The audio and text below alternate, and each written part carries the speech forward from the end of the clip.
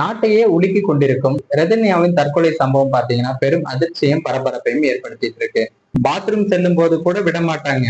ரெதன்யாவுக்கு நேர்ந்த கொடுமை, அம்மாவே போட்டு உடைத்த தகவல்கள். நமது சேனல்ல பாத்தீங்கன்னா தினமும் பல்வேறு விதமான கிரைம் தொடர்பான நியூஸ்களை உடனுக்குடன் நமது சேனல்ல பதிவேற்றம் பண்ணிட்டு வரோம். நீங்களும் இது போன்ற நியூஸை உடனுக்குடன் தெரிஞ்சுக்கணும்னு நினைச்சீங்கன்னா மறக்காம நமது சேனலை சப்ஸ்கிரைப் பண்ணுங்க. அப்பதான் நம்மளுடைய வீடியோ உங்களுக்கு உடனுக்குடன் வந்து சேரும். வரதட்சணை கொடுமையால் தற்கொலை செய்து கொண்ட ரெதன்யா குறித்து அவரது தாயார் பல ஊடகங்களுக்கு பேட்டி அளித்து வருகிறார்.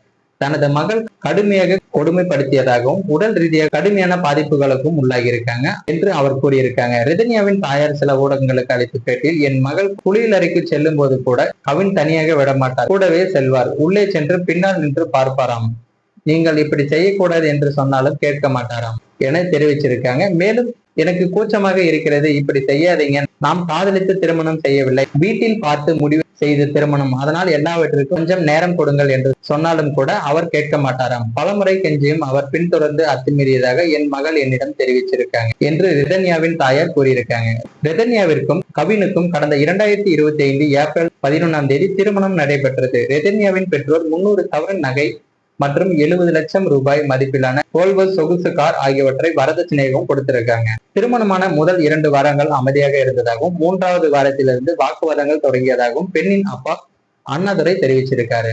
இதையடுத்து அண்ணாதுரையும் அவரது ரெதன்யா அம்மாவும் தலையிட்டு ரெதன்யாவை வீட்டிற்கு அழைத்து வந்திருக்காங்க. கவின் அவ்வப்போது ரெதன்யாவை பார்க்க வந்திருக்காரு. 20 நாட்களுக்கு பிறகு கவின் அவளை மீண்டும் தன்னுடைய வீட்டிற்கு அழைத்து சென்றிருக்காரு.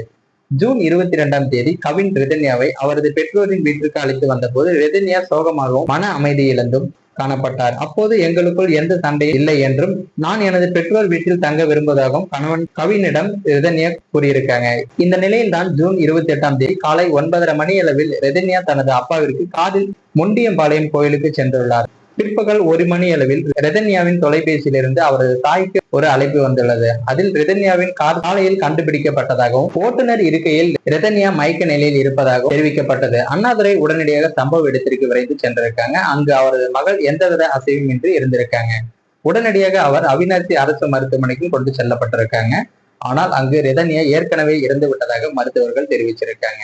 கணவர் வீட்டு கொடுமையால் கடுமையாக பாதிக்கப்பட்ட ரெதன்யா மனமுடைந்து கடந்த 28 கோவிலுக்கு செல்வதாக கூறிவிட்டு காரில் சென்று செட்டிப்புதூர் பகுதியில் விஷம் குடித்து காருக்குள்ளாகி தற்கொலை செய்து கொண்டார். தனது தற்கொலைக்கு முன்பு ரெதன்யா தனது தந்தைக்கு வாட்ஸ்அப்பில் அழுதபடி தான் சாவுக்கு தனது கணவர் மற்றும் மாமனார் மாமியார் தான் காரணம் என்று உருக்கமாக அனுப்பிய ஆடியோ பெரும் பரபரப்பை ஏற்படுத்தியிருக்கு. மணமகன் வீட்டார் மனதளவிலும் உடல் அளவிலும் கொடுமைப்படுத்துவதாக கூறி ரெதன்யா தனது அப்பாவுக்கு வாட்ஸ்அப்பில் வாய்ஸ் மெசேஜையும் அனுப்பியிருக்காங்க.